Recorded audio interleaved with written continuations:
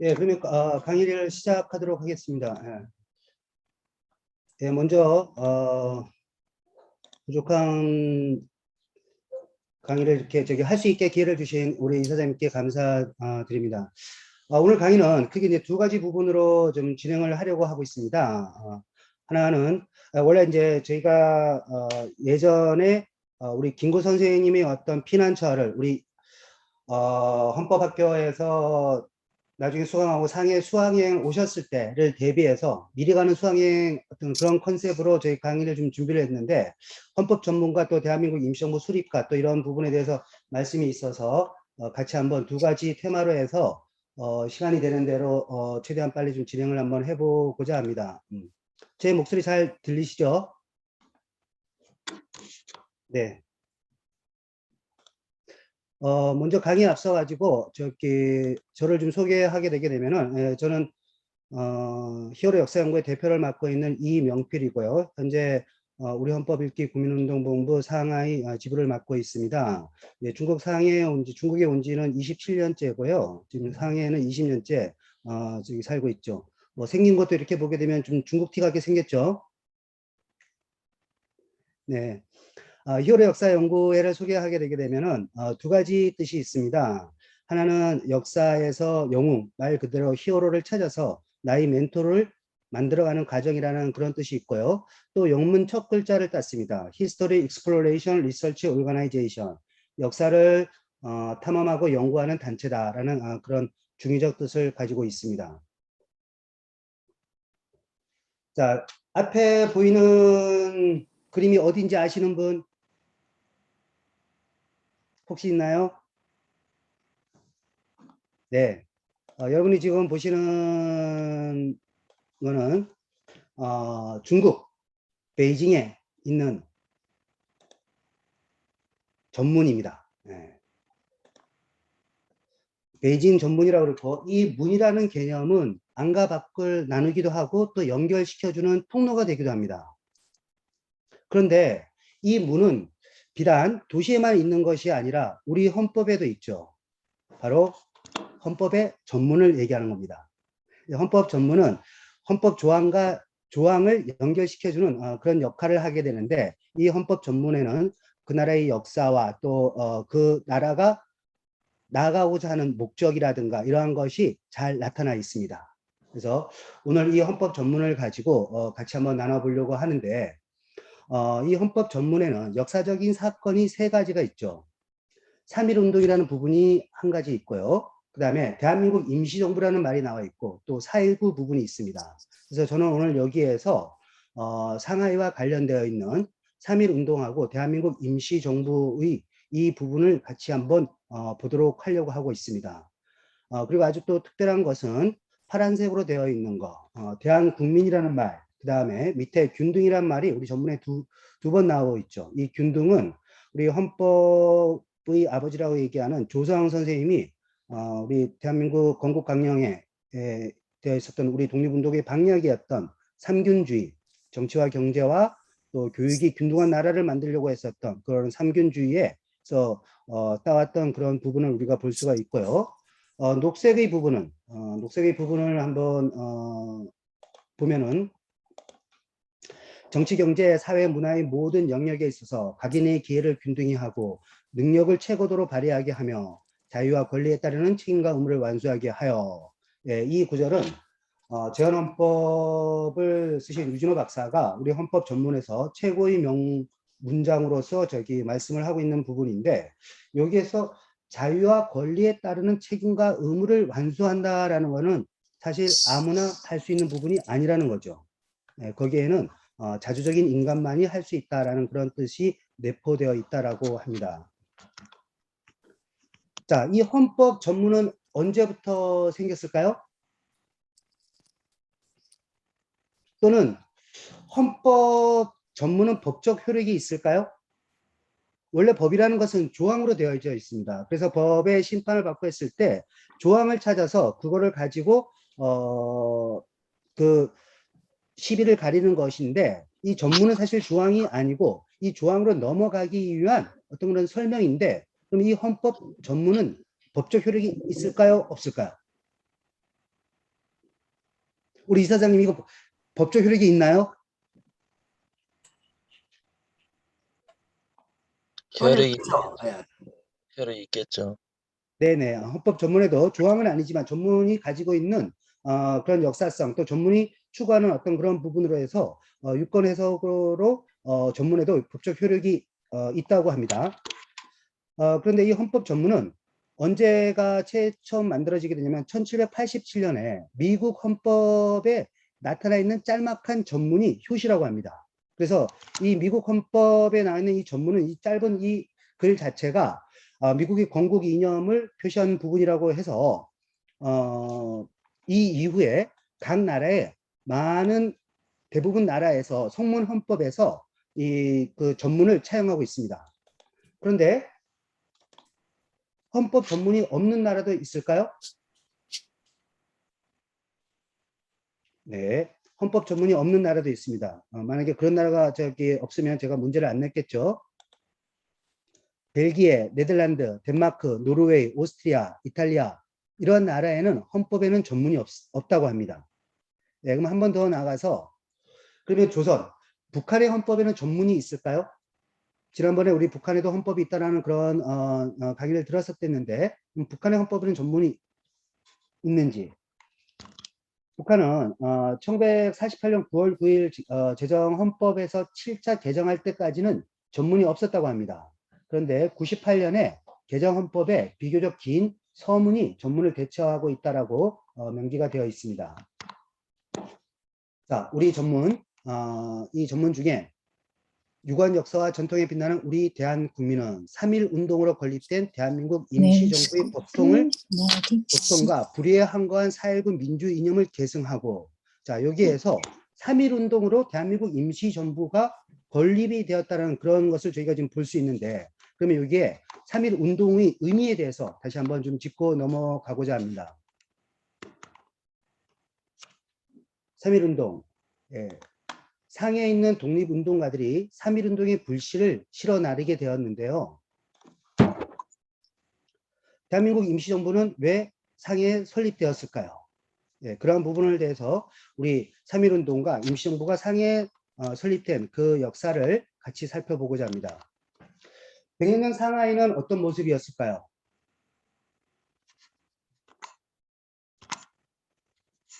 이 음악이 지금 나오지 않지만 잠깐 저희가 그 음악 없이 없이 밑에 이게 중국어로 되어 있는 거니까 그냥 한글 자막을 한번 보면서 영상만 보도록 하겠습니다. 약 한 2분 정도 될 것 같고요.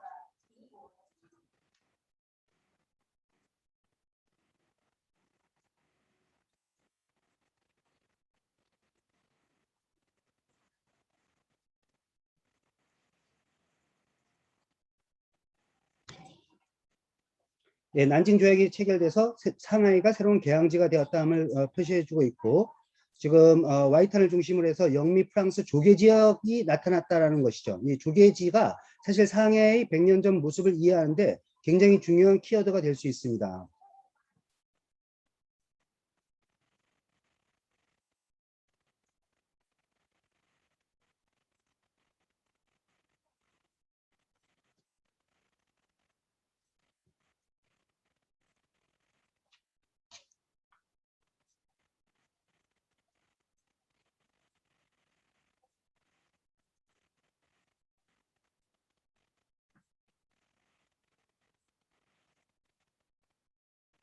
시지반 중앙정부에서 직접 관할하는 거죠. 네, 이러한 것은 현재 중국도 마찬가지입니다.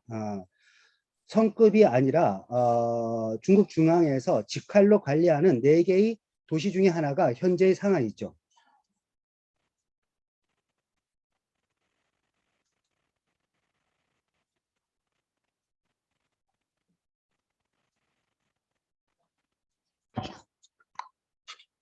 네, 상해는 현재도 중국 경제의 심장으로 불리고 있는데 100년 전에도 이곳 상하이는 아시아를 대표하는 대도시였다는 거죠. 그래서 상해가 가지고 있는 도시적 기능을 알아야지 왜 우리 임시정부가 이곳 상해에 왔을까를 이해할 수 있게 됩니다.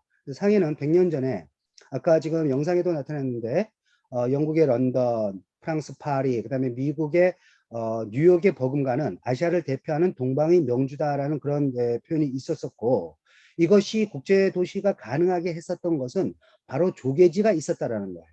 영국 조개지, 미국 조개지, 프랑스 조개지. 그럼 이 조개지란 말은 무엇일까? 예, 쉽게 얘기해서 나라 안에 나라가 됩니다. 중국 상해에 있는 구역이 있지만 미국 조개지 또는 영국 조개지면 영국이 직접 관할하는 치외법권 지역이라는 것이죠.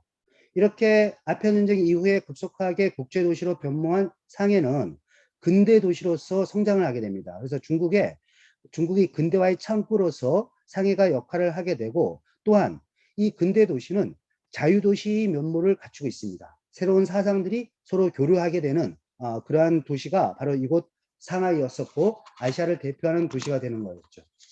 반면에 도시의 어두운 면도 있었습니다. 마약과 매춘이 성행하는 활락과 자본의 도시였습니다. 여러분, 상하이라는 말을 웹스터 영어 사전에 보게 되게 되면은 마약과 완력으로 사람을 꼬드겨서 뱃사람을 만든다라는 그런 뜻이 있습니다. 예, 그것이 바로 이곳 상하이에서 행해졌던 마약과 매춘, 어떤 이러한 부분에 있어서 도시의 부정적인 모습을 나타내는 거라고 할 수 있겠습니다. 또한 유행을 선도하는 소비도시 역할로서 상해가 그 역할을 담당하였었고요.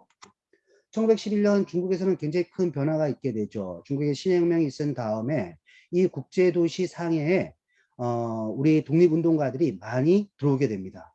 그들이 상해로 올 수밖에 없었던 것은 뭐냐면 해외 각지 부분, 이 국제도시다 보니까 유럽이라든가 미주, 그 당시 나라가 1910년도에 빼앗기고 19년까지 그런 암흑의 시간에서 해외 독립운동의 중추적인 역할은 사실 중국보다 미주 쪽이 더 강했었습니다. 그래서 그런 미주 쪽하고 그런 연락을 쉽게 할 수 있는 국제도시로서 교통이 편리한 요지였었고, 또 상해가 아까도 말씀드렸듯이 아시아 대표하는 그런 도시이다 보니까 금융이 발달되어 있었습니다. 그래서 해외에 있는 우리 교민으로부터 독립자금 수취라든가 이러한 부분들에 있어서 훨씬 더 중국의 타 도시에 대비해서 장점을 가지고 있었던 거죠.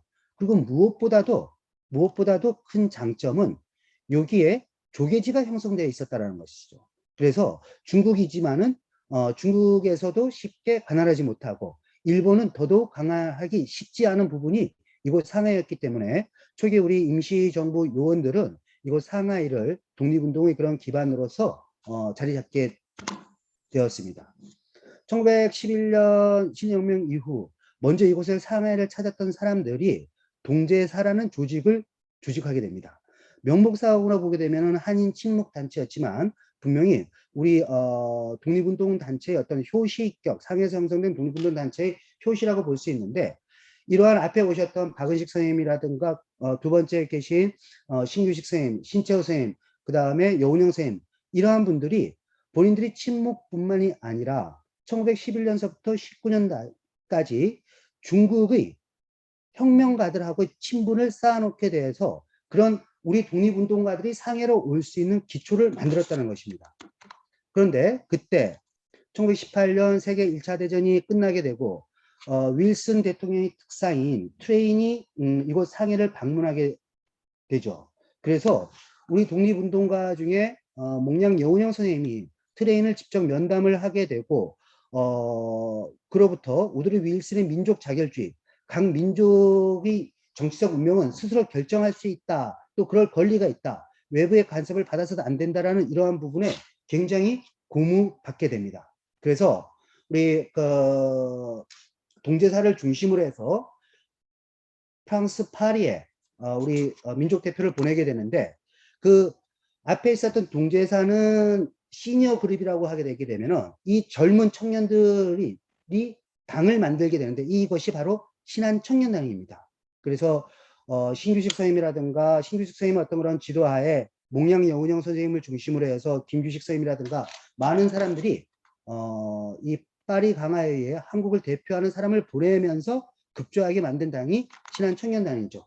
그래서 신한청년단 창간 표시가 있고, 또 독립청원서를 13개조로 작성해서 윌슨이 특사한테 보내기도 하고, 또 그것이 전달이 되지 않았을 경우를 대비해서 미국 신문사 사장한테도 보내게 되고, 또 프랑스 파리에 우리 대표단을 보내게 됩니다. 자, 여기에서 보시게 되는 파리 대표는 이분이 김규식 선생님이십니다. 빨간 거 보이시나요? 네네. 그리고 우리 헌법의 아버지라고 불리는 조상훈 선생님이 이분이십니다. 그리고 이분은 아까 있었던 여운형 선생님의 동생 되시는 여운홍 선생님이십니다. 네, 그래서 이러한 분들이 파리에 가셔가지고 우리 독립을 청원하고 그런 외교적인 활동을 하게 되죠.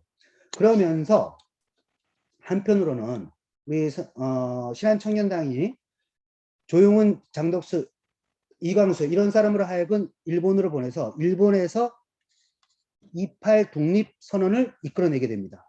그리고 선우혁, 김철, 서병혜, 김순애, 백남규 이런 신한청년 당원들이 평양 또는 부산, 대구 이런 쪽으로 각 지역으로 서울로 해서 잠입을 해서 현재 1차 세계대전 끝나고 프랑스 강화회의가 있으니까 여기에서 우리 조선이 독립을 하겠다는 의지를 표현을 해야 되는데 외국 사람들이 우리 조선을 모르니까 이 뭔가 큰 국제적인 이벤트를 해야 되는데 이것이 폭동이 되면 안 된다. 이러한 것들을 공유하게 돼서 평화적인 시위로서 우리 3.1 운동이 일어나게 되는 거죠. 또 여운형 선생님 같은 경우는 직접 그 당시 우리 한인들이 제일 많이 살고 있었던 만주와 또 연해주 지역으로 해서 옮겨 가셔갖고 이런 국제적인 변화를 알리게 되는 거죠. 그래서 3.1 운동의 계기는 바로 이곳 중국 상해에 있었던 먼저 해외에 나와 있었던 사람들이 우리 조선의 상황을 객관적으로 보고 또 국제 정세를 흐름을 이해함으로써 이 독립의 씨앗을 불꽃을 일본으로 그 다음에 조선으로 만주 연해주로 실어 나갔다는 거죠. 저는 어렸을 때 학교 다녔을 때 파고다 공원에서 어느 날 3월 1일을 맞춰갖고 갑자기 만세운동이 일어난 걸로 알고 있었는데 이거 상해에 와서 저희 이제 히어로 활동을 하다 보니까 이 먼저 해외에 있었던 해외 한인 디아스포라가 이 한국의 독립운동의 그런 불씨를 실어나게 됐었던 그런 부분에 있어서 제가 1강에 얘기했었던 부분과 우리 그 동지사 초기 임정에서 활동하셨던 많은 부분들이 그런 역할이 굉장히 크고 그래서 우리 상해가 바로 임시정부의 수립지이기도 하지만 임시정부를 수립하게 된 3.1 독립운동의 바로 시발점이 이곳 상해라는 거 여러 선생님들과 같이 한번 나누고 싶습니다. 그래서 3.1 운동이 일어났는데 자 모든 날에는 그 날에 합당한 이름이 있습니다. 5월 5일 같은 경우는 우리 어린이날이라고 그러죠. 또 10월 3일 같은 경우는 개천절이라고 합니다. 그 다음에 10월 9일 같은 경우는 한글날, 그 다음에 다음 달 같은 경우는 12월 25일 같은 경우는 성탄절이라고 얘기를 합니다. 그런데 유독 3월 1일만 3.1절이라고 부르고 있죠. 왜 우리는 3.1절을 3월 1일을 3.1절로만 부르고 있을까요? 사실 한 번도 그런 부분에 대해서 깊게 생각해 본 기억은 저 역시 없습니다. 그런데 최근에 우리 역사학계 쪽에서는 3.1 운동이 단순한 독립운동이 아니라 3.1 혁명이다라는 이러한 그래서 이 이름을 새롭게 찾아가자라는 그러한 움직임이 있는데 왜 3.1 혁명인지를 같이 살펴보도록 하겠습니다. 첫 번째로는 전 민족이 하나 된 독립선언이었다는 거죠. 인구의 10분의 1 정도가 참여했었던 운동입니다. 세계 혁명사에 있어서 그 나라의 인구의 10분의 1이 참여한 것은 우리 3.1 운동이 유일하다라고 봐도 과언이 아닌 것 같습니다. 두 번째는 군주제를 폐지하고 근대 민주공화제로 전환이 되어 있는데 이것은 기존에 있는 구체제에서 신체제로 넘어가는 부분이 된다는 거죠. 그래서 반봉건제 또 반제국주의 저희 운동은 새로운 나라를 했었을 때 이 나라의 정체와 국체가 민주공화제로 나가는 그런 기틀이 이런 3.1 운동으로 인해서 일어나게 되는데 여기 두 번째 부분에 있어서 우리 헌법적으로 봤었을 때는 헌법을 제정할 제정의 주체가 성립이 되었다는 겁니다. 아시다시피 3.1 운동을 3.1 기미 독립선언서에 보게 되면 5등은 자해, 조선의 독립국임을 선언한다라고 했어요. 요새 이 5등이라는 개념이 우리라는 개념이고 그것은 황제의 백성이 아닌 신민이 아니라 새로운 백성, 인민, 국민의 어떤 그런 개념으로 넘어가는 부분이라는 거죠. 그래서 3.1 운동이 바로 헌법을 제정할 수 있는 제정 주체가 이 3.1 운동으로 인해서 설립이 되었었다라고 이제 헌법학자들은 그렇게 말씀을 하고 있습니다. 그리고 또한 중요한 것은 여성이 역사 현장에 참여한 사건이라는 거죠. 우리 조선은 좀 남전 여비 사상이 좀 강한 부분이 있어서 여성이 사회적 활동이 상당히 많은 제약이 있었던 것이 현실입니다. 근데 3.1 운동 이후로 우리 여성이 신여성들이 이런 정치적인 현장뿐만이 아니라 사회 곳곳에 나타나는 그런 계기가 됐었다는 측면에서도 이것은 가히 혁명적인 사건이라고 볼 수가 있죠. 5천년 우리 대한민국의 그런 역사로 봤었을 때 여성이 이렇게 전면적으로 나타나 있었던 부분들은 사실 3.1 운동 이후입니다. 우리 선생님들 한번 속으로 우리 5천년의 역사를 자랑하는 우리 대한민국이라 그럽니다. 여성 위인 한번 대보실까요? 아시는 여성 위인? 유관순. 네, 유관순 또 신사임당. 신사임당. 네, 두 분 나왔습니다. 빨리빨리 우리 이사장님도 한번 대보시죠. 네, 유관순, 신사임당, 헌안설현, 선덕여왕, 뭐 많은 사람이 된다 하더라도 10명을 쉽게 되지를 못합니다. 네, 그게 현재 우리 대한민국의 그런 현 주소이지 않을까. 이제 그러한 부분에 있어서 이 여성이 역사 현장에 새롭게 등장하게 된 것은 3.1 운동 이후라는 부분에 있어서 굉장히 시사하는 바가 크다고 할 수 있고요. 또한 이제 신분 해방이 사회로 가는 주춧돌을 놓았다라는 거죠. 3.1 운동은 아시다시피 빈부격차, 뭐 천민이라든가 그 다음에 지위가 높은 사람 상관없이 낮은 위치에서부터 높은 위치, 남녀, 노소 모든 사람들이 참여한 인구의 10분의 1이 참여하다 보니까 모든 사람들이 참여했었던 거고 여기에서는 신분 해방의 어떤 그런 사회로 가는 주춧돌을 놓았다는 부분에 있어서 평등 사회를 지향했었던 부분에 있어서 헌법적 가치가 있다라고 생각이 듭니다. 또 한 가지 비폭력 투쟁이었다는 거죠. 예, 이 비폭력 투쟁은 사실 그 당시 저희 조선이 선택할 수 있는 방법은 없었습니다. 폭력이라는 부분들은 이미 1910년 나라가 병탄되고 약 한 9년 동안은 일본 제국주의 포갑이 있었기 때문에 저희는 어떤 그런 무기 하나라도 가질 수 있는 어떤 그런 여건이 안 되었었던 것이죠. 그래서 비폭력을 선택할 수밖에 없었지만은 이 비폭력이 폭력을 이기는 어떤 이러한 역사적인 현장은 3.1 운동으로 인해서 우리 대한민국에 개성되었다라고 생각합니다. 우리 헌법에 나타나 있는 4.19가 그랬었고요. 최근에 보게 되면 우리 바로 촛불혁명 또한 바로 비폭력의 어떤 그런 평화로서 폭력을 이긴 그런 사례라고 볼 수가 있습니다. 이제 그런 부분에 있어서 3.1 운동은 가히 혁명적인 부분이었었고 그뿐만이 아니라 국내외 해외 한인까지 참여했었다라는 거죠. 자, 아까 28 독립선언에서 일본에서도 있었었고요. 또 3.13 만주 용정에서도 또 시위가 있었고요. 그리고 4월 13일 미국의 필라델피아에서는 자유 한인 대회가 있었습니다. 그래서 이게 다양한 곳, 우리 한인들이 있었던 곳에서는 모두 독립운동의 그런 불씨가 있었다는 것이 바로 우리 3.1 운동이었기 때문에 이것은 3.1 혁명으로 분류해야 된다라는 그런 부분들로 보면 되고요. 자, 그러면 중국인들은 우리의 3.1 운동을 어떻게 보았을까요? 예, 왼쪽에 보시는 분은 중국의 아버지라고 불리는 순원입니다. 1919년 7월에 우리 독립운동가 유림을 대표하는 김창숙 선생이 광동 광저우에 내려가서 순원을 만났을 때 순원은 김척수 선생님한테 나라를 빼앗긴 지 10년도 못 되어서 이 같은 대혁명이 일어난 이유는 동서고금의 역사에도 드문 일이다라고 해서 우리 3.1 운동을 굉장히 높게 혁명적 사건이라고 치하를 하였습니다. 또 중국의 각 신문 부분에 있어서도 다양한 부분에 있어서 우리 3.1 운동을 다뤘는데요.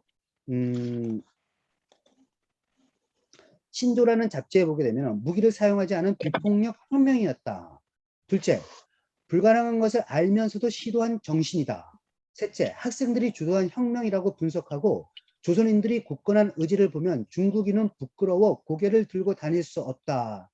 예, 우리 3.1운동은 이렇게 중국인들한테 많은 영향을 미쳤는데 동해연도에 같은 해에 있었던 중국의 오사운동 에도 영향을 미쳤다라고 볼 수가 있습니다. 뭐 직접적인 영향보다도 한국의 조선의 어떤 3.1운동의 이런 부분을 보면서 위안스카이가 일본한테 활용한 산동 지역이라든가 또 일본하고 저기 체결했었던 그런 조약의 부당성 이러한 것들을 각 언론에서는 조선의 상황을 예의주시하면서 대대적인 보도를 하게 되는 거죠. 결국 그러한 부분이 아니 작은 조선도 저렇게 일본에 맞춰서 한 거 아는데 우리 중국이 못할 소냐 이래갖고 해서 오사운동에 어떤 그런 직가점적인 영향을 미친 부분이 우리 3.1 운동이었었고요.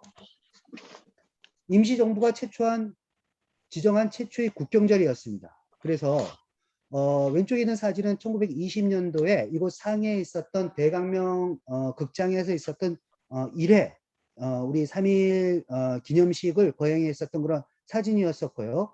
그 행사를 여는 독립신문에서는 천만대 기념할 우리 민족의 부활일인 오늘 하루만큼은 무한히 기뻐하고 즐거워하자라고 해서 동포들을 격려하였습니다. 우리 임정이 27년 동안 중국 각지를 이동을 하였지만 매년 3월 1일만큼은 국가의 국경절로서 기념을 하였는데 3.1운동이 가지는 그런 역사적 의의가 얼마나 큰지를 보여주는 부분이라고 하겠습니다. 그런데 우리 독립운동가들 입장에서 우리 3.1운동을 어떻게 평가했는지 한번 살펴보고자 합니다. 임정 초기에는 3.1운동을 사회운동으로 보는 운동적인 시각과 혁명으로 보는 시각이 공존하였습니다. 그런데 아마 초기 부분에 있어서는 운동적인 부분이 좀 더 강했었는데 임시정부 활동 후반기에 들어서 이 혁명적인 부분에 더 많은 부분들이 할애가 되는데요. 1938년 창사에 있었던 3.1절 기념식에서도 3.1절 역사 대략에서는 3.1운동은 프랑스 대혁명이나 미국의 독립운동에 비교해도 결코 손색이 없다라고 얘기를 하고 있습니다. 물론 여기에서는 3.1운동이라고 표시를 했지만 프랑스 대혁명하고 견줄만 하다라는 그런 말들이 나오고 있습니다. 그래서 우리의 3.1운동을 혁명적인 반열에 올리기 시작을 하였었고요. 또 같은 해 38년도에는 조선민족전선연맹, 조선민족전선연맹은 우리 민족주의 좌파들의 연합체입니다. 그래서 거기에서 3.1운동을 전민족적인 대혁명적 행동이다라고 먼저 얘기했었고 현대적 민주적 요소라고 민주주의 요소를 내포하는 혁명운동이라고 설명을 하고 있습니다. 또 조선민족전선의 창간 후에도 3.1운동을 3.1 대혁명운동이라고 용어를 사용했고 이 이후에 우리 임정 독립운동가들 사이에 혁명이라는 용어가 빈번하게 사용됨을 볼 수 있고요. 40년 김원봉도 1919년 3월 1일을 유명한 3.1 혁명운동이다라고 명기를 하였습니다. 자, 민족주의 좌파 세력들이 먼저 3.1운동을 3.1 혁명으로 규정을 하자 우리 임시정부에서도 분모돼서 1940년 부분에 있어서 3.1운동 21주년 기념선언에서 3.1운동은 민주주의를 그 중심 조류로 한 혁명운동이라고 규정하기 시작을 했었다는 거죠. 그리고 임시정부의 기간지 광복에서도 1919년은 전민적인 대혁명이라고 규정을 했었고 41년에도 3.1 대혁명운동 그리고 또 우리 조사원 선생님이 기초한 건국강령에도 총장 5번째 항목에서 우리나라의 독립선언은 우리 민족의 혁혁한 혁명의 발인이다라고 적혀져 있습니다. 즉 우리 3.1운동을 혁명의 발인이라고 명시되어 있는 거죠. 자, 이런 조류는 1944년 임시정부 임시의정원에서 제정한 대한민국 임시원장 서문. 자, 이거는 현재 우리 헌법의 전문에 해당되는 거죠. 44년에 우리 임시정부에서 임시의정원, 국회를 통해서 3.1 대혁명이라는 말을 우리 전문에 넣게 됩니다. 자, 아래쪽 사진에서 또 보게 되게 되면은 한국 3.1 혁명절이라고 되어 있죠. 거기에 이제 아리랑 공연이 되는데 밑에 보게 되면 1944년입니다. 예, 그래서 우리 임종 후반기에는 3.1 운동을 우리 임시정부가 수립이 되게 되고 또 새로운 정치 체제를 나가는 그런 부분에 있어서 혁명적인 사건으로 보고 있다라는 모습을 볼 수가 있습니다. 38년에 3.1절 기념행사.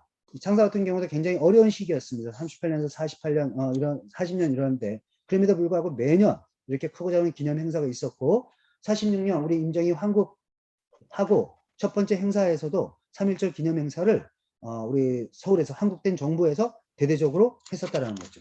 예.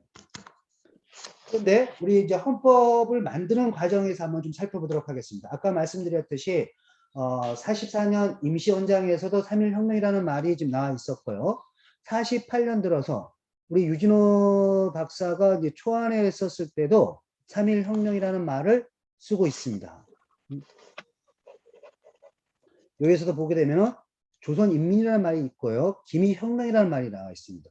자, 이런 것을 유진호의 초안 자체는 약간 공동안으로 해갖고 해서 고쳐지게 되는데 고쳐짐에도 불구하고 3.1 혁명이 되는 거죠.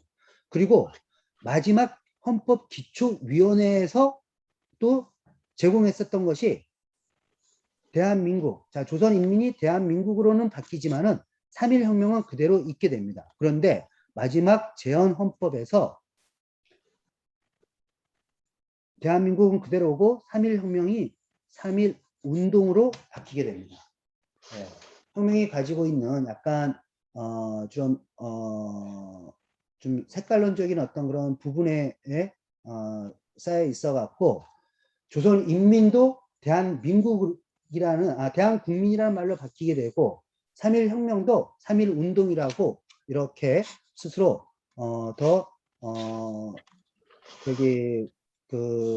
우리의 그 3.1 운동의 그 역할이 평가절하되게 된 부분이라고 할 수 있습니다.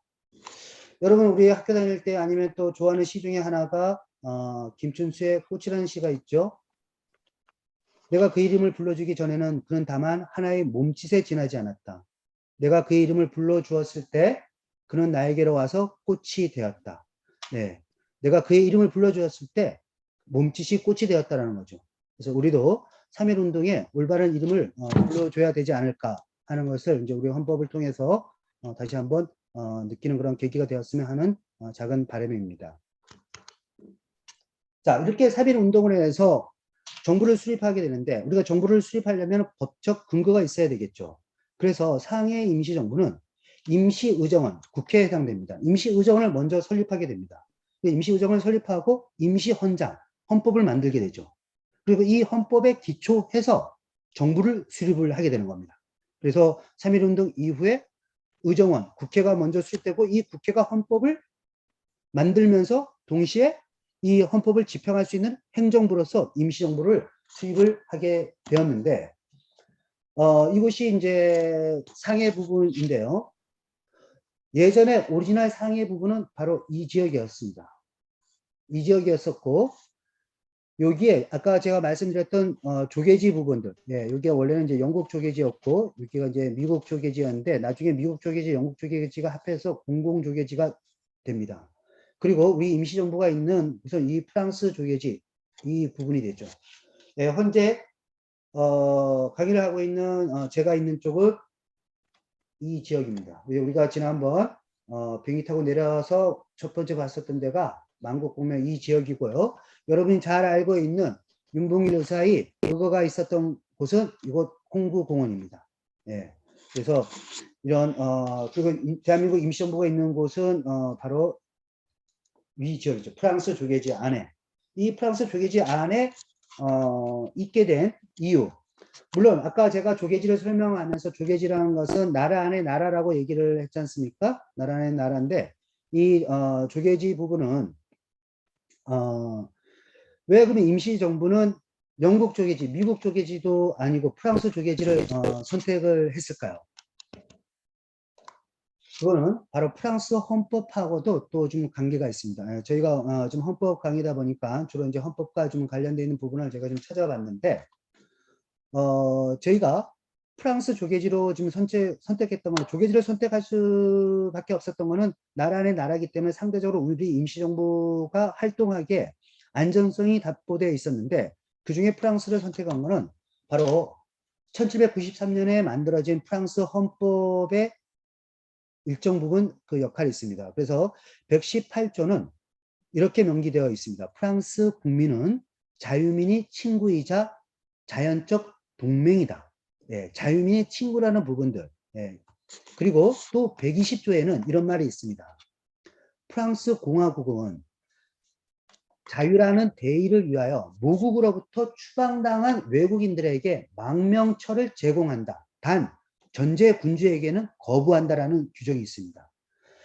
상해 프랑스 조계지에 있었던 프랑스 외교관. 자, 외교관은 자국의 이익을 우선적으로 하는 것이 외교관이 해야 할 역할임은 틀림없습니다. 하지만 프랑스는 세계혁명사에 그레이트라는 말이 붙는 프랑스 대혁명을 거치면서 이 만들어 놓은 이 프랑스 헌법에서 프랑스 국민은 자유를 존중하고 또 자유라는 대의를 위해서 모국으로부터 추방당하는 외국인들에게 망명처를 제공한다는 거죠.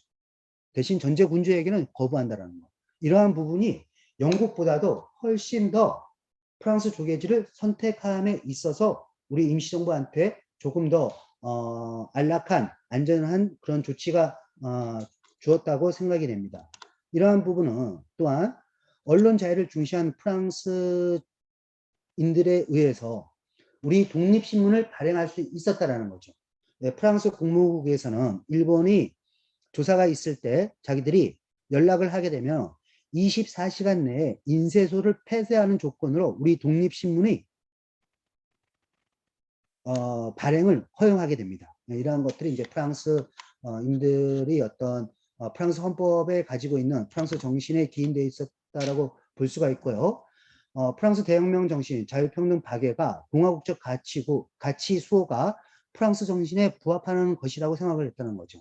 그래서 실질적으로 또 어떤 일이 있었냐면 일본에 망명되어 있는 베트남 망명 인사들하고 프랑스 조계지에 있는 우리 한국의 독립운동가들하고 서로 그들의 그들의 신변을 서로 바꾸자는 제안이 오게 되게 되면은 거기에 응해서는 아니 된다라는 그러한 내용들을 본국에 타전하게 됩니다. 설사 그렇게 되어 있을 경우 우리는 한국의 독립운동가를 일본에 넘기는 것보다 차라리 프랑스 본국으로 망명을 시키는 것이 훨씬 우리의 프랑스의 가치에 부합하는 부분이다라는 것이 명기가 되어 있고요. 물론 이러한 것은 그렇게 명기가 되어 있는 구절도 있지만 또 일본의 그런 제국주의가 점점 부강하고 또 외교관이 자국의 이익을 고려하지 아니할 수 없기 때문에 일정 부분에 있어서는 일본에 협조하는 그런 이중적인 면이 나타나 있기도 했었습니다. 자, 이렇게 해서 상해에 되어 있는 우리 임시정부가 임시헌장을 수립을 하게 되는데 이 임시헌장을 수립을 하게 되면서 이 임시헌장은 아시다시피 대한민국 헌법에 그대로 나타나게 되는 거죠. 그래서 임시헌장 1조에는 대한민국은 민주공화제로 한다라는 거가 우리 대한민국 헌법 1조 1항 대한민국 민주공화국이다라고 그대로 나타나게 되고요. 또 3조에 임시헌장 3조에는 대한민국의 인민은 남녀, 기천, 빈부, 계급이 없으면 일체평등함. 이 3조는 11조 모든 국민은 법 앞에 평등하다라고 얘기가 되어 있고요. 4조에서도 대한민국의 인민은 종교, 언론, 저작, 출판, 결사, 집회, 통신, 거주 이전 신체 소유 자유를 향유한다. 자, 임시헌장 10개 조항 쪽에서 4조에 있었던 한 개의 조항은 우리 헌법에서 상당히 많은 조항에서 자유를 명시하고 있습니다. 그리고 또 마지막 자유 부분에 있어서 헌법에 표시되지 아니하였다고 해서 우리의 그 자유가 침해되어서는 아니 된다라고 명기를 하고 있죠. 예, 그래서 이렇게 우리 임시헌장 부분을 그대로 우리 헌법에 따라 있었다는 걸 볼 수가 있고 여기에 헌장에서는 인민이라는 말이 우리 헌법에서는 국민이라는 말로 바뀌게 되는 거죠. 예. 임시헌장에서 인민으로 표시되어 있는데 제헌헌법에서는 왜 국민으로 표시되었을까요? 인민하고 국민을 한번 좀 비교해 보도록 하겠습니다. 인민은 국가라도 함부로 침범할 수 없는 자유와 권리의 주체로서 인간을 표현하고 있습니다. 그래서 국가를 구성하는 자유인으로서 개인을 표시하는데 인민이 더 적합하다는 생각을 모든 사람들이 가지고 있었었죠. 우리 재헌헌법 만드는 그 전까지. 그래서 우리 임시헌장에서도 인민이라는 표시가 되어 있었었고, 또 인민은 중국 고전 맹자에 나오는 우리 사람을 뜻하는 그런 말로서 중국 고전에서부터 전부 인민이라는 말이 표시가 되어 있습니다. 반면에 국민이라는 것은 국가의 구성원으로서 의미가 강하죠. 그래서 개인보다는 국가가 더 우월적인 느낌을 가지고 있는 것이 국민입니다. 그런데 유진호의 초안에 보게 되면은 모두 인민으로 표시가 되어 있는데, 윤치영이라는 국회의원이 인민이란 말은 공산당의 용어인데 그러한 말을 쓰려고 하느냐, 그런 말을 쓰고 싶어하는 사상이 의심스럽다. 예. 분단이 되면서 국토가 나눠지게 되면서 이념이 나눠지게 되는 그런 어떤 결과겠죠. 그래서 사실 우리 민족들이 오래전부터 쓰고 있었던 이런 인민이 조선민주주의 인민공화국이라는 어떤 그런 북쪽에서 쓰게 됨으로써 인민이 자연스럽게 공산당 용어로서 변절되었다라고 사람들이 보게 되는 거죠. 반면에 유진호 헌법 초안과 그 다음에 나중에 헌법 초안 제2회독에 함께 이제 헌법을 읽는 부분이죠. 진현식 의원은 몇 개 조문을 제외하고는 일반적으로 국가와 개인 간의 관계를 규정하는 조문에는 인민이 국민보다 훨씬 더 좋으니까 인민으로 하자라고 이제 수정안을 제기하지만 역시 부결되게 됩니다. 예. 이렇게 부결되는 거는 마찬가지로 아까 앞에 앞면에서도 봤듯이 3.1 혁명이 3.1 운동으로 이 급이 떨어지게 되는 거와 일맥상통하다고 볼 수가 있습니다. 자, 3.1 운동으로 새로운 나라를 만들려고 했습니다. 그런데 우리 한반도를 비롯해서 중국 이런 해외에 크고 작은 정부가 8개 정도 생기게 됩니다. 이 8개 정부 중에 우리 내각을 선임한 정부는 6개 정부였습니다. 이 6개 정부 중에 실질적으로 영향력 있는 정부는 대한국민의회, 한성정부, 대한민국 상하이 정부가 되는 거죠. 자, 정부는 하나인데 이 정부를 대표하는 것이 크고 작은 정부가 6개 또는 8개로 되고 또 역할을 할 수 있는 정부가 이렇게 세 곳이 되다 보니까 우리 임시정부는 우리를 대표해서 이 임정의 통합을 필요로 하게 됩니다. 그 당시 우리 임정 통합 부분에 있어서 각 지역에 있는 정부를 대표하는 사람은 3사람이 있었습니다. 1919년 4월 11일 상해 임시정부가 이제 수립되고 미주에 있었던 도산 안창호 선생님이 오시게 되죠. 그래서 도산 안창호 선생님은 상해 임시정부의 내각 중에 먼저 도착을 하셔서 차관급인 차장들과 우리 임정의 초기 기틀을 마련하셨습니다. 그래서 도산 안창호의 사상은 점진적으로 우리가 독립을 일으켜 나가자, 실력을 양성해 나가자라는 그런 실력 양성론의 대표라고 할 수 있습니다. 반면에 대한국민의회는 바로 블라디보스톡이죠. 이 만주 지역과 이 연해주 지역에 그 당시 한인들이 작게는 한 20만 명, 많게는 한 30만 명도 보았다고 합니다. 여기를 대표하는 인물로는 바로 성제 이동희 선생님이 있습니다. 이 성제 이동희 선생은 한인 사회당을 만드셨고 이제 이념적으로 보게 되게 되면은 약간 사회주의적인 이념을 가지고 계시는데 무장 독립 운동가 군인 출신이었습니다. 그래서 이 만주하고 연해주 지역에 있었던 우리 동포들한테 상당히 구심적 역할을 하셨던 분이 성제 이동희 선생님이십니다. 그래서 대한국민의회는 이 하시라도 우리 본토를 진입할 수 있는, 그러기 위해서는 일제히 포갑에 항거할 수 있는 것은 무력투쟁뿐이 없다. 그래서 대한국민의회 쪽에서는 무력투쟁론을 주장을 하게 됩니다. 반면에 한성정부는 집정관 총재로서 이승만 박사를 선정을 하게 됐죠. 물론 한성정부는 명목상 페이퍼 정부였습니다.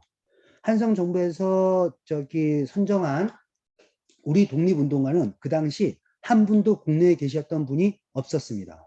만주로, 상해로, 또 하와이로, 또 LA로 이렇게 미주 지역으로 각지 흩어져 있었는데 한성정부에서 이승만 박사를 집정관 총재에 선임을 하게 되고 이 집정관 총재 결국 한성정부의 안이 우리 임시정부 통합에 굉장히 큰 걸림돌이 되게 됩니다. 자, 세 개의 정부를 통합하는 과정에서 도산 안창호는 대한국민의회에 사람을 보내서 성제 이동희 선생만은 꼭 모시고 와야 된다라고 얘기를 하시게 되죠. 그래서 우리 임정은 세계 임시정부를 통합하는 과정 부분에 있어서 그 얘기를 하게 되는데 국민의회 쪽에 임시의정원이 5분의 4. 왜냐면 만주하고 연해주 지역이 20-30만 명이 됐었고 그 당시 상해 지역에는 약 500명 안쪽의 한인들이 거주하고 있었습니다. 그래서 국회를 구성하면 그 국회의원의 5분의 4 정도를 국민의회 인원으로 구성하는 조건으로 13개 도의 추천을 받은 한성 정부안을 받아서 교통이 편리하고 해외 동포들하고 연락을 잘 취할 수 있는 상해, 그리고 이곳 상해에 임시의정원과 임시정부를 두자라는데 합의를 하게 되죠. 그런데 대한국민의회 쪽에서 내려와 보니까 이 5분의 4 구성원을 표기를 했었던 이것이 해산이 안 돼 있는 거예요. 그러니까 상해 임정요원들이 그대로 임시의정원에 자리 잡고 있어서 참여를 하지 않게 되고, 이 참여를 하지 않게 되는 것은 초기 임시정부의 통합의 과정에서 굉장히 크고 작은 걸림돌이 되기도 합니다. 이 사진은 우리나라 독립운동사에 굉장히 의미 있는 사진인데 우리 임정의 완전체라고 볼 수가 있습니다. 그래서 1919년 9월 11일 날 통합 임시정부를 어렵게 만들고 대통령 이승만을 추대하고 국무총리로서 이동희를 선임을 하게 되는 이 한성정부안을 그대로 다 가져오게 되죠. 예, 대통령에 선임된 이승만은 1919년 9월서부터 1920년 12월 달까지 약 1년 4개월 동안 상해 부임을 하지 않게 됩니다. 1920년 12월에 와서야 상해 부임을 하게 되고, 그 상해 부임을 했었을 때 이 임정통합에 힘쓴 도산 안창호 선생님께서는 우리 임정도 이제는 분열을 그만두고 이승만 대통령을 중심으로 해서 우리 전부 다 모여서 새로운 독립운동의 구심적인 역할을 하자라고 얘기를 해서 1921년 1월 1일 신년 할애식을 한 곳이 바로 이곳 영암백화점이고, 이곳은 아직까지 몇 안 되는 100여 년 전 우리 독립운동의 역사의 원형을 그대로 남겨져 있는 곳입니다. 여기에 보게 되면 맨 아래쪽에 보게 되면 연호를 표시되어 있는데 대한민국 3년이라고 되어 있습니다. 1919년을 1년으로 한다면 대한민국 3년은 1921년이 되겠죠. 네, 그래서 그 당시 우리 임정에서 대한민국이라는 표현, 대한민국 3년이라 됐던 거. 네, 우리가 이렇게 우리 그 임시 헌장이라든가 또 제헌헌법의 전문이라든가 이것만 잘 기억하고 또 잘 알려줄 수만 있어도 건국적 논란은 피해갈 수 있는 부분이라고 생각이 됩니다. 자, 이 사진을 찍었던 곳은 현재까지 그 역사 원형이 그대로 남아져 있습니다. 이 계단 모습도 그대로 계단으로 남아져 있고요. 있는 모습도 그대로 남아져 있고요. 우리 선생님들이 내년에 코로나가 안전되게 되게 되면 우리 100여 년 전 임시정부의 강요는 될 수 없지만 진정한 독립인 통일 임시정부의 대통령으로서, 국무총리로서, 법무장관으로서, 국방부 장관으로서, 교육부 장관이 한 분이 되는 듯 우리 이 자리에서 사진을 찍을 수 있도록 저희가 준비하도록 하겠습니다. 예, 임시정부는 학교를 세워서 다양한 활동을 하게 됩니다. 후진을 양성했고요. 독립신문을 만들었고요. 또 사례를 편찬했던 그런 부분이었었고, 또 외교적인 노력도 많이 하게 됩니다. 그렇지만 시간이 지남에 따라 우리 임종은 점점 더 어려운 시기를 겪게 됩니다. 1920년 봉오동 정투, 그다음에 청산리 대첩이라는 우리 임종 독립운동사의 혁혁한 성과가 있음에도 불구하고 그 구심적 역할을 하나로 만들지 못했고, 시간이 지나면서 임정을 떠나고 또 떠나는 것뿐만이 아니라 임시정부를 임시정부의 요원들을 또 일본에 넘기는 그런 밀정, 이런 사람들이 또 임정을 와해하는 그런 부분이 돼서 임시정부는 1930년대가 되면서 상하이 지역에서 정말 유명무실한 부분으로 전락하게 됩니다. 이럴 때 임정은 새로운 돌파구가 필요했었죠.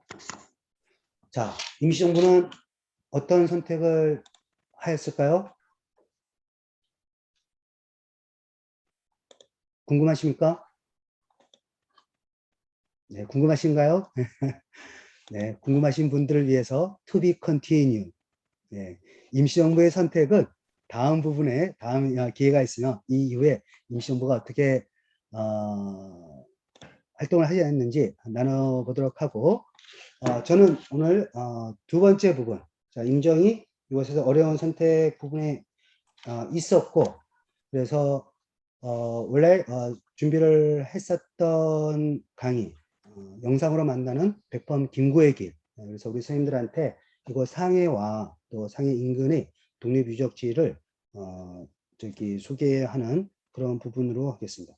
제가 요 공유를 잠깐 껐다가 다시 들어올게요. 지금 옆에 빨간색 화살표가 계속 화면에 뜨는데 제가 이거 공유를 했다가 나갔다 다시 들어오겠습니다. 잠시만요.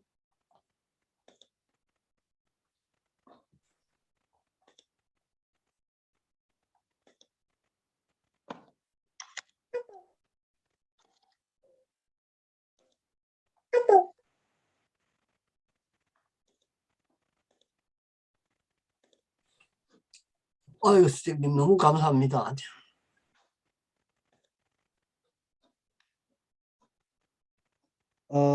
제 목소리 빠르지 않나요? 괜찮습니까? 고맙습니다. 네, 잘 네. 들리나요? 사이사이에 사투리가 좀 나오더라도 이해해 주시기 바랍니다.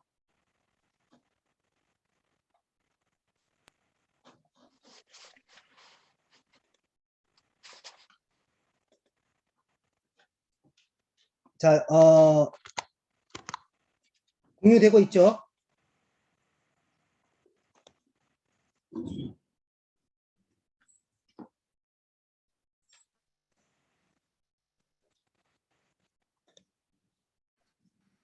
네, 소리가 안 여러분들이 함께 들리는데? 우리가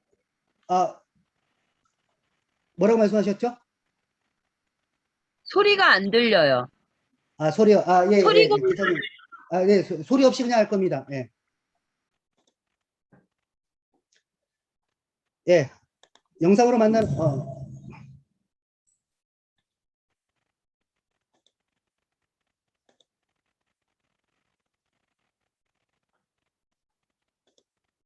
영상으로 만나는 저희 이제 그 백범의 길은 저희가 여기가 상해입니다. 그래서 이 상해 임시정부가 굉장히 어려운 시기를 맞이하게 돼서 1932년 우리가 알고 있는 윤봉길 여사의 의거 이후 독립운동에 굉장히 큰 변화가 있게 되죠. 예, 그래서 임정은 독립운동의 새로운 불씨를 찾는 계기가 됐지만 또 일본 제국주의에 쫓기는, 그래서 상해를 출발해서 충칭에 안착될 때까지 상당히 오랜 기간을 중국의 각지를 돌아다니면서 독립운동을 하게 됩니다. 그래서 저희가 영상으로나마 오늘 방문할 곳은 바로 이곳 저장성에 있는 짜싱에 있는 김구 피난처고, 그 다음에 짜싱에서 하이엔에 있는 김구 선생님이 머물렀던 제청별장, 이 두 군데를 제가 영상으로 준비를 했습니다. 자, 우리 선생님들하고 같이 저는 지금 버스를 타고 김구 선생님이 있는 곳을 가는 겁니다. 예, 그래서 이제 항주 방향으로 가는 고속도로를 지금 출발을 했고요. 예. 자, 우리 선생님들 함께 가사가 나오니까 제가 초청 가수 불렀으니까 함께 독립군가 불러보도록 하시겠습니다. 자, 음소거 풀고 같이 한번 불러보실까요?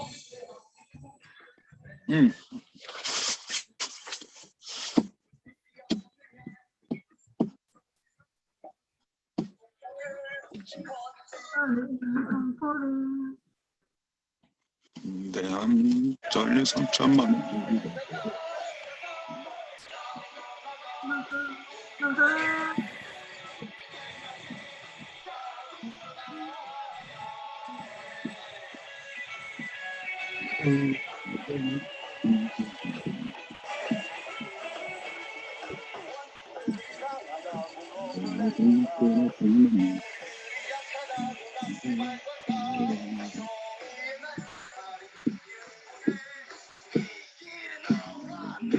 네, 이게 지금 하나하고 좀 조금 맞지 않네요. 네, 노래를 들으면서 저희는 상해를 출발해서 가흥, 나무라는 지역을 지금 지나고 있습니다. 이 가흥이라는 도시는 한국하고 많은 연관이 있는데 김구 선생님이 이곳에 이제 피난을 하셨죠. 뿐만이 아니라 중국 공산당도 이곳에서 전당대 1차 전당대회를 마지막 한 곳이 이곳 가흥입니다. 가흥에 오게 되면 김구 피난처가 1930년대의 원형을 그대로 잘 보존되어 있고요. 네, 요게 중국 강남 문화, 여기가 정말 중국의 강남입니다. 그래서 30년대 그 모형이 이렇게 잘 보존되어 있습니다. 그래서 지금 한글로도 김구 피난처라고 쓰여 있고 중문으로도 같이 표시되어 있는 부분을 볼 수가 있습니다. 김구 피난처를 제공해 주신 분이 있는데 그 제공해 주신 분은 저보성 스님입니다. 그래서 우리 지금 김구 피난처 바로 옆에 보게 되면 저보성 사료 진령관이라고 이렇게 표시가 되어 있고요. 여기에 보게 되면은 이제 중국의 현판 중에 지금 구사막사라고 표시가 되어 있습니다. 우리 선생님들이 아시다시피 중국은 공산당의 어떤 그런 일당 독재라고 지금 생각을 하고 있는데 공산당 외에도 약 8개의 정당이 명목상으로는 활동을 하고 있습니다. 그 중에 구삼학사라는 정당이 있는데 이 구삼학사는 중국이 건국되는 그 초기 그 국공합작이 있고 이런 시간 44년도 45년도 이 시기에 과학자, 기술자 또는 이제 그 뭐 사회 저명인사 이러한 사람들이 모여서 만든 단체가 구삼학사입니다. 그런데 김구 피난처를 제공했었던 저보성 선생님이 바로 이 구삼학사 발기인 중에 한 분이었다는 거죠. 그래서 이 저보성 선생님도 기리고 또 그 옆에 있는 김구 피난처를 같이 기리고 있습니다. 덕분에 더 잘 보존되어 있는 계기도 되었죠. 그러면 김구를 도와줬던 저보성 선생님이 어떤 사람인지 우리 같이 한번 좀 살펴보고자 합니다. 앞에 저보성 선생님 동상이 있고요. 네. 저보성 선생님 생애에 대해서 그의 연역이 잘 표시가 되어 있습니다. 그 중에 보게 되게 되면 1905년도에 33살에 일본에서 동맹에 가입했다라는 이제 그런 부분이 볼 수가 있습니다. 그리고 또 우측편에 보게 되게 되면은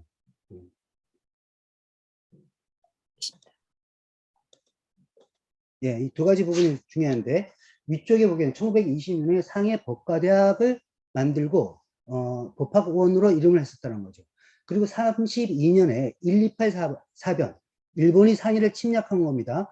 여기에서 승리를 했다고 해서 상해에서 저거를 만들게 됩니다. 기념식을 하게 되는데 이때 윤봉길 의사가 폭탄을 던지게 되는 거죠. 이때 법과대학 총장으로 계셨습니다. 그리고 한국 독립운동가 김구 선생님을 도와줬다라고 이렇게 명시가 되어 있고요.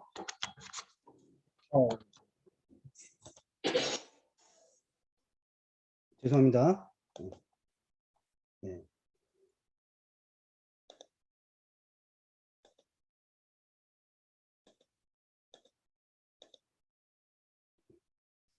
예, 그리고 되면 이제 출생과 성장이라든가 이런 부분에 이제 대해서 되었는데 우측에 보이는 분이 아까도 제가 잠깐 설명했었던 순원 선생님입니다. 그래서 일본에 유학할 당시에 순원의 동맹회에 가입하게 되고 그리고 순원의 어떤 그런 새로운 사상을 자연스럽게 받아들이게 되죠. 자, 중국인들이 순원을 좋아하는 이유 중에 하나는 뭐냐면 신의 혁명인데 그 신의 혁명을 만들었던 기본적인 것이 삼민주의라는 거죠. 이 삼민주의는 민족주의, 민권주의, 민생주의 이 세 가지로 이제 나눌 수 있는데 이 삼민주의가 바로 우리 건국 강령이 되는 삼균주의 영향을 미쳤다라고 또 볼 수가 있습니다. 그래서 정치, 경제, 교육이 균등한 나라, 일명 일맥상통하는 그런 부분임을 볼 수가 있고요. 옆쪽에 아주 굉장히 특별한 책이 한 권 있습니다. 저장차오, 한국어로는 이제 절강조라는 거죠. 예, 저기 물결 조자입니다. 절강에 있는 물결이라는 얘기인데, 이 절강은 보시다시피 굉장히 특이한 구조를 가지고 있습니다. 커서가 보일지 모르겠는데, 여기에 강이 이렇게 오게 되면서 우리나라 황해로 하면서 나팔구 형태로, 제 커서 보이나요? 예, 그래서 굉장히 크게 형성되어 있죠. 그래서 우리 이 황해는 조수 간만이 차가 굉장히 심한 곳입니다. 그래서 이 조수 간만이 차가 굉장히 심했을 때 음력 8월 15일 경에는 이러한 파고가 물이 해수가 밀물을 밀고 거꾸로 오릅니다. 그래서 물이 역류합니다. 그래서 이런 파고가 굉장히 높을 때는 약 15m 정도가 됩니다. 10m 이상이 그런 파고가 형성되는데, 자, 물이 거꾸로 흐른다는 것은 흐름에 반대한다는 거겠죠. 그래서 이 절강조라는 거는 절강 지역에 있는 사람이 중국의 어떤 그런 왕정에 반대하고 새로운 조리를 해갖고 중국을 변혁시키자라는 어떤 그러한 요소가 담겨져 있습니다. 예. 1층에 조보성 선생님이 활동했었던 그런 부분에 대해서 자세하게 설명이 되어 있고, 원세계를 이제 반대했었던 그런 내용이 들어가 있습니다. 1층을 돌아서 2층에 올라가게 되면 이제 저희 김구 선생님과 이제 관련된 부분들을 볼 수가 있고요. 네, 여기에 조보성 선생님의 글귀 대련이 있습니다. 죄송합니다.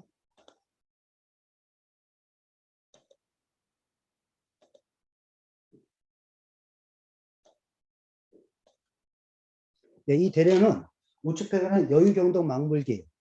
너가 어떤 일을 하게 될 때 그 일을 대하는 태도가 경건하고 그 일을 하는 목적이 개인적인 부분이 아니라 공동체를 위한 부분이라면 망불길, 불길함을 잊어버리라는 거죠. 안 될래야 안 될 수 없다는 거죠.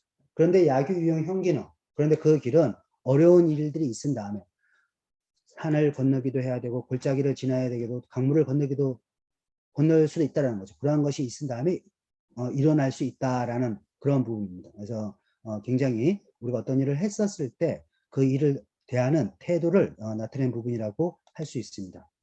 그리고 옆에 보게 되게 되면은 우리 이제 조보성 선생님이 활동했었던 그런 내역들을 했는데, 원래 조보성 선생님은 국민당 출신입니다.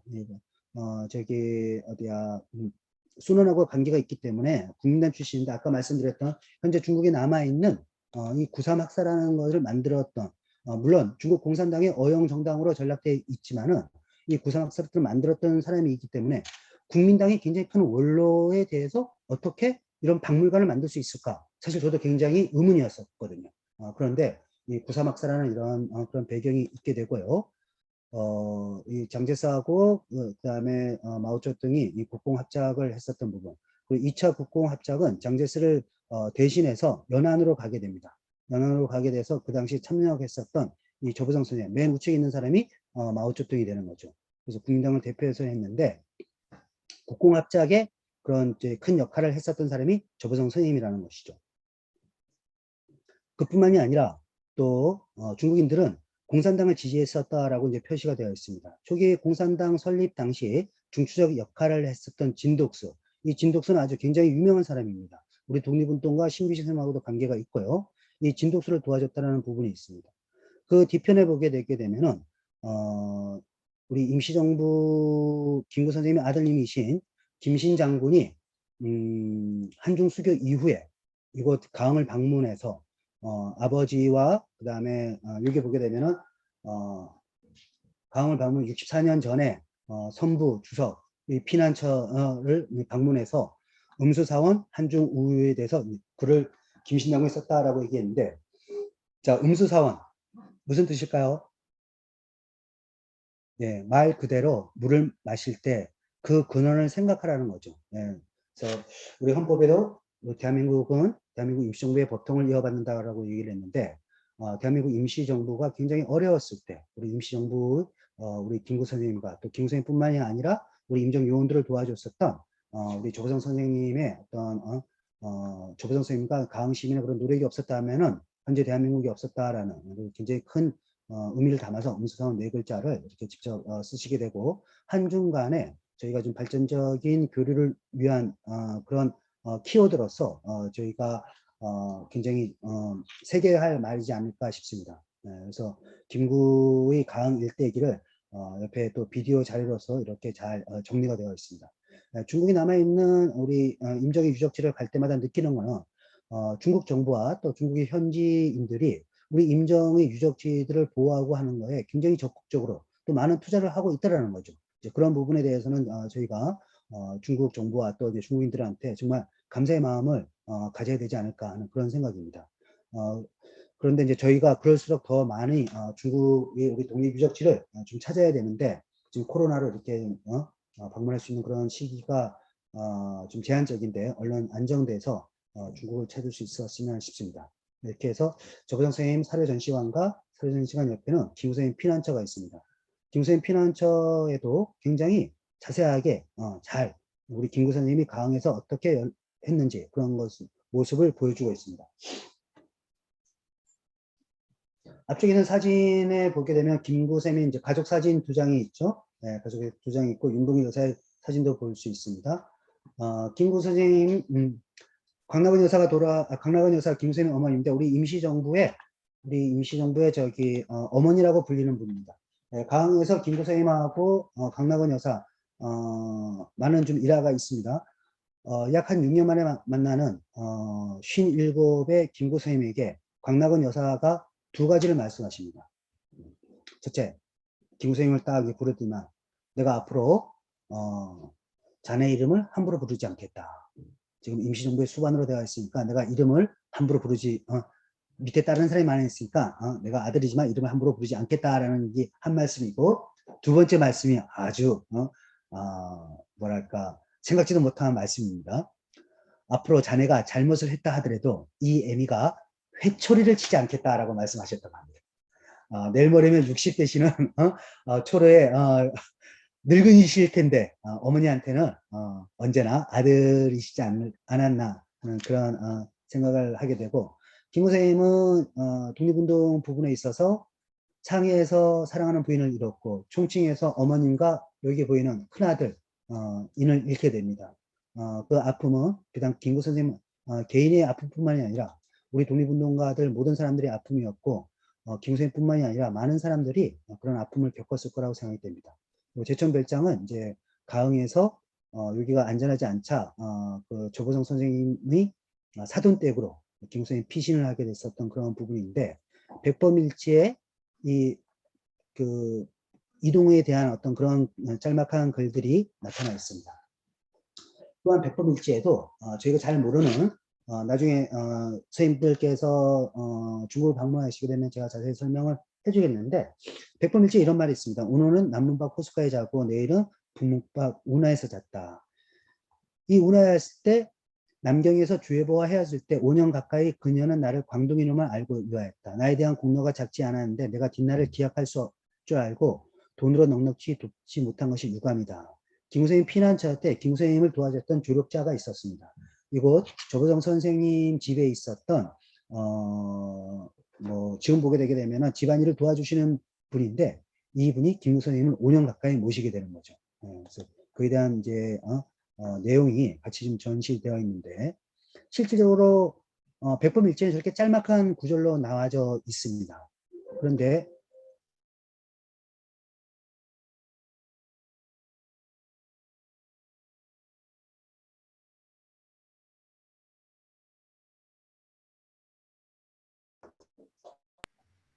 어차피 지부장님 배터리 방전돼서 나가셨나 봐요.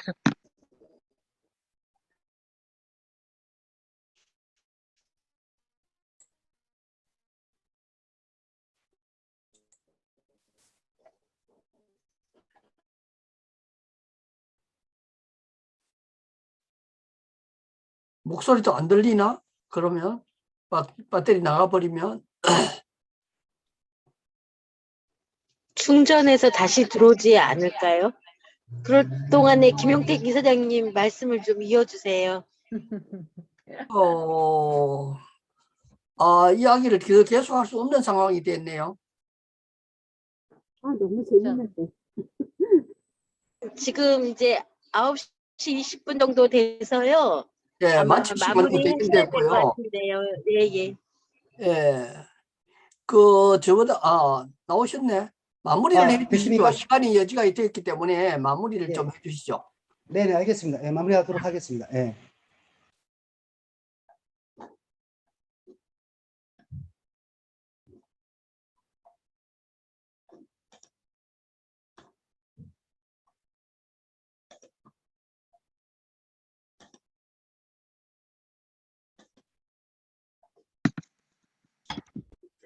네, 그래서 화면이 지금 공유가 되고 있습니까? 안 돼요. 공유가 안 돼요. 네, 천천히 화면 공유가 안 돼 있어요. 잠시만요. 네, 천천히 하세요. 너무 재밌어요. 네, 너무 재밌어요. 감사합니다. 예. 네, 아주 새로운 중국의 그런 거 처음 들어서 뭐 귀에 쏙쏙 들어오고 너무 재밌어요.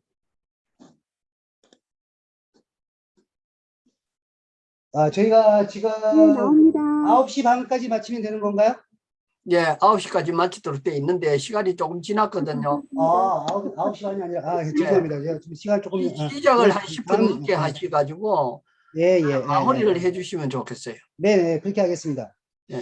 그래서, 나중에 못다한 얘기는, 선생님들이 상해에 오시게 되게 되면 한번 저희가, 좀 자세하게 말씀드리도록 하고, 그리고,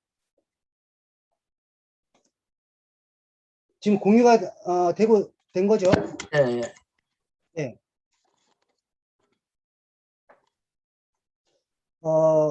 저희가 뭐 조금 늦게 시작하고 저희 강의가 조금 더 한 10분 정도 좀 길어졌네요. 예. 그래서 혹시 더 자세한 내용은 저희 유튜브에 보게 되면 히어로 역사 연구회를 치게 되게 되면은 상해 인근에 대한 이러한 부분들을 저희가 유튜브에 올려놓은 부분들이 있습니다. 그래서 저기 궁금하신 부분들은 또 유튜브를 통해서 같이 좀 나눴으면 하는 그런 바람입니다.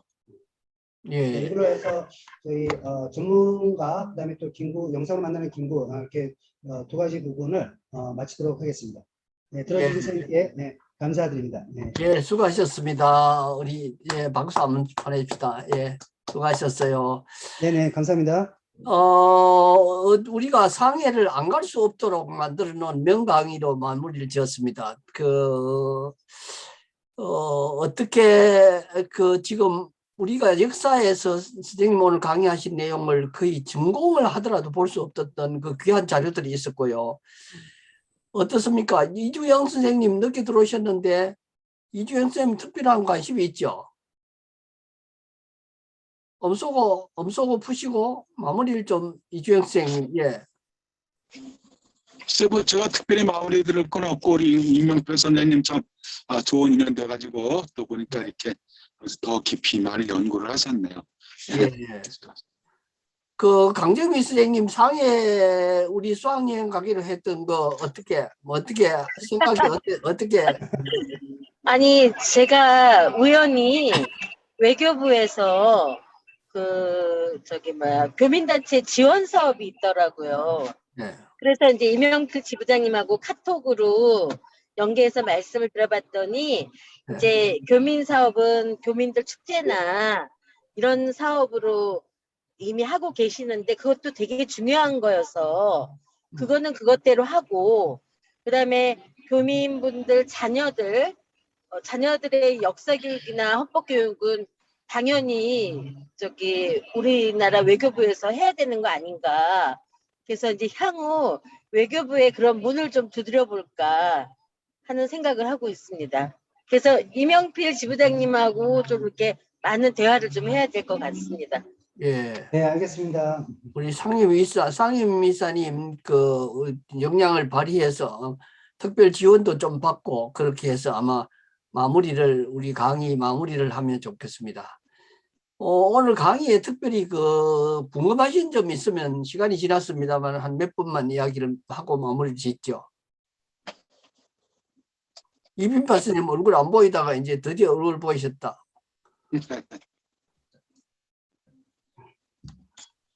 화가 났어요. 엄쏘고. 궁금한 거 없어요. 너무 강의를 명강의를 해주셔갖고 제가 한 번도 들어보지 못한 강의였어서 그래서 꼼꼼히 들었습니다. 감사합니다. 상해 가고 싶어요. 네, 예, 꼭 가야 꼭 되겠습니다. 오십시오. 예. 네. 아니에요, 상해 개. 가려면은 미리 개부터 들어야죠. 지금 늦기는 했지만 혹시 그 6개월짜리 적금을 빨리 들어가지고 준비를 그쵸, 해주시면 그쵸. 좋겠어요. 예. 적금 얘기하셨는데 얼마나 적금을 해야 돼요? 글쎄, 그 강정미 선생님이 지원도 좀 해주기로 했으니까 우리 헌법에서도 조금은 지원을 해줄 수 있으면 아마 그렇게 준비해서 갈 수 있지 않을까. 우리 강정미 이사님, 상임 이사님 역량을 좀 많이 발휘해 주시기를 기대합니다. 강정미 이사님 만세. 만세 많이 좀 해주세요. 네. 어떻게 자료를 훌륭하게 준비를 해주셨는지 너무 훌륭하시네. 예. 아닙니다. 자료가 아, 너무 높아가지고. 예. 어보상하고 이쪽 한 바퀴 도는데. 예, 어쨌든 뭐 다른 특별한 질문이 없고 저 상해가 더 궁금해지도록 만들어 놓으신 명강의를 해주셨으니까 이제 준비를 7천만 할 게 남은 것 같아요. 예, 각자 준비하는 일 때 좀 박차를 가하고 이제 얼마 안 남았으니까 최선을 다해서 하겠습니다. 그 다음 강의 예고하고 마칠게요. 다음은 제 차례인데 그 다음에는 교육의 중립성에 대해서 지금 좀 말씀드리려고 합니다. 지금 대선 후보들 몇 사람 나온 중에서 아주 그 민주당의 이재명과 국민의힘 윤석열 두 후보가 거의 각축을 다투고 있는데 그 두 분 공약에는 보니까 교육 공약에는 교육이 없어요. 우리 교육은 뭐 또 뭐 그 몇 개 입시 제도 몇 개 바꾸고 뭐 전형 몇 가지 바꿔가지고 개혁했다 이래가지고 그걸 30 몇 년 동안 계속 반복해서 교육도 아닌 폭력을 저지르고 있는데 정말 안타까워요. 그러면서 헌법에는 교육의 중립성이니 공교육 정상화니 이래 샀는데 그 문제에 대해서 좀 이야기를 해볼까 합니다. 네. 교육도 없지만 농업도 없습니다. 먹고 사는 문제에 있어서 제일 중요한 우리 농업이 빠져 있는 상황도 참 안타까워요. 그렇죠. 또 뭐 그 헌법 개헌하는 것도 급한 문제인데 이제 보시다시피 뭐 3.1 혁명을 3.1 운동이라고 해놓는 것부터 시작해가지고 뭐 헌법을 고쳐야 될 문제가 한두 가지가 아닌데 개정해야 될, 개헌해야 될 거기에 대해서는 언급도 제대로 안 하고 당선되고 보자 막 이런 식이어서 다음 강의 때까지 후보들이 교육 개혁안에 대해서 개혁이 아니고 혁명안에 대해서 좀 제대로 된 게 나왔으면 하고 기대를 하고 있습니다. 이사장님, 이선화 선생님이 질문이 있으시대요. 예, 말씀하십시오. 네, 안녕하세요. 이명필 예. 선생님한테 질문해도 될까요? 누구요? 이거 강의하신 선생님. 예, 이명필 선생님한테 저기 원래 제가 사실은 질문을 못 받는데 질문은 녹색창에 하는 건데. 아니, 그냥 조금 의문스러운 게 있어가지고요. 네네. 예. 이제 대한민국 임시정부 통합 과정에서 네네. 왜 그럼 김구 선생님이 초대 대통령을 못 하시고 물론 이제 나중에 뭐 주석도 하시지만 네네. 초기에 왜 그런 좀 확실하게 좀 딱 잡고서 추진했더라면 좋았을 텐데 그런 아쉬움이 좀 남네요. 초기 자체는 임정 내에서 이제 상대적으로 네. 아까 제가 말씀드렸던 그 세 사람보다는 김구 선생님이 그 정치적 위상이 낮았습니다. 그래서 아까 제가 우리 임정이 크고 작은 정부가 6개 정도가 그 강요를 지명했다라고 얘기했지 않습니까? 네. 김구 선생님이 거기에 들어가신 데가 하나도 없어요. 그랬군요. 네네. 그래서 그 이유가 뭘까요, 그럼? 아니, 그때 그거는 이제 당시에는 정치적인 어떤 그런 조금 대중의 어떤 설명드릴까요? 뭐랄까. 네. 그렇지만 제가 조금 나중에 끝까지 임정을 지키신 분은 우리 김구 선생님이시죠. 그러니까 임정 고수파로서 끝까지 지키신 분은 이제 김구 선생님이었고, 그렇죠. 특이 부분에는 상해 임시정부에서도 그런 주요 자리보다는 이제 경무국장, 그럼 지금 보게 되면은 경찰국장 정도의 자리에서부터 출발을 하시게 되죠. 근데 많은 사람들이 네네. 임정을 떠났지만은 떠나지 않으시고 끝까지 그렇죠. 임정 부분에서 창조 개조파의 그런 논란이 있음에도 불구하고 임정을 고수하셨던 그런 큰 일을 하신 거죠. 네. 네, 감사합니다. 네. 예, 또 다른 분 혹시 있어요? 예, 그 메모를 좀 많이 해놓으셨다가 상해 여행, 수학여행 가실 때 이제 그 집중적으로 질문을 좀 하면 좋겠어요. 아, 예, 네, 제가 앞부분을 못 들어가지고요. 안타깝네요. 예. 오늘 상해에서 많이 오신 분, 김지우 선생님, 또 이선아 선생님, 그리고 예, 이런 분들 오늘 함께 해주셔서 너무 반갑고요. 예, 다음 시간 기대하고 우리 오늘 명강의 해주신 이명필 선생님께 큰 박수로 우리 보내겠습니다. 고맙습니다. 감사합니다. 수고하셨습니다. 정말 멋지십니다. 예, 감사합니다. 건강만 되십시오. 예. 다음에 후속 감사합니다. 하나 부탁드려요. 고생 많으셨습니다. 네, 네네. 감사합니다. 고맙습니다. 예. 준비가 고 참 다음 주에 많으셨네요. 뵐게요. 네. 다음에 뵐게요. 쉬세요. 선생님 잠깐만 남아서 저랑 잠깐만 이야기 좀 하고 나가세요. 다른 분들 나가셔도 됩니다. 편안한 밤 되세요. 안녕히 주무세요. 네, 수고 많으셨습니다. 선생님 감사합니다. 네, 감사합니다. 애쓰셨어요. 고맙습니다. 이명 선생님. 이명 네. 선생님. 네. 좀 할 말이 있는데 나. 네, 말씀하세요. 저기 다름이 아니라 네. 저기 헌법 강사 2기 수료하신 정화숙 선생님이라고 기억나세요? 정화숙 선생님이요? 잘 모르겠는데요. 정수견 쌤이랑 이렇게 다 해서 공부하신 분이 계세요. 정수경 선생님하고요. 2기. 이기가 언제 한 거죠? 아무튼 근데 네. 그때 공부는 수료를 했는데 회원 등록이 안 돼 있어요. 정수경 선생님이랑 하신 분인데요. 2기 때. 네, 그러면 정수경 선생님한테 제가 한번 여쭤볼게요. 아니 내가 소개를 했나 그랬을 거야 아마. 기억이 안 나서 제가. 근데 어제 오랜만에 연락이 와서 혹시 저기 우리 단톡방에 초대를 좀 해도 되나? 예, 회원 가입이 먼저이고요. 네네네. 그러니까 회원 가입 절차를 먼저 받고 그다음에 이명 선생님께서 저희 단톡방 저희 전체 회원방에 초대하시는 순서예요.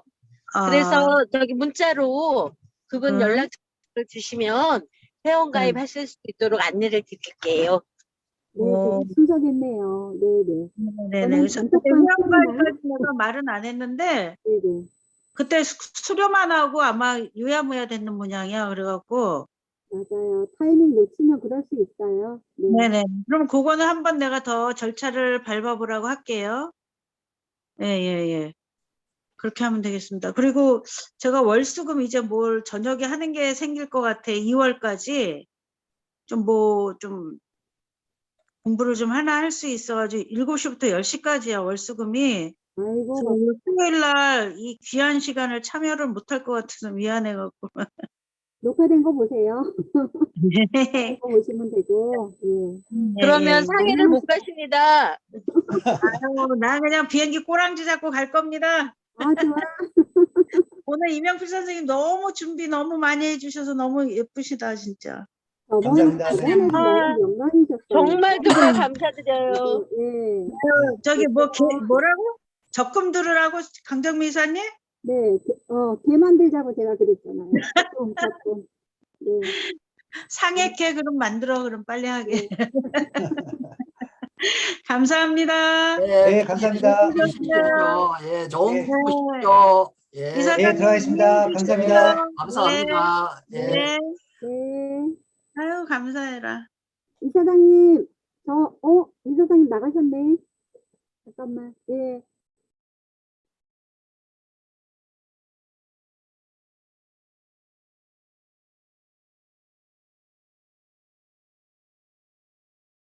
이미영 이사님 오늘 수고 많으셨어요. 나 이거 녹화 안 될까봐 신경 쓰고 있는데 기록 쪽만 뜨고 이거를 잠깐만요.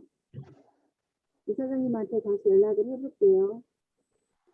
네, 나가지 말라고 제가 부탁드렸는데 그냥 나가버리셨네요. 다름이 아니라 이사장님, 저기 지금 그 집에서 나가셨으면 네, 집에서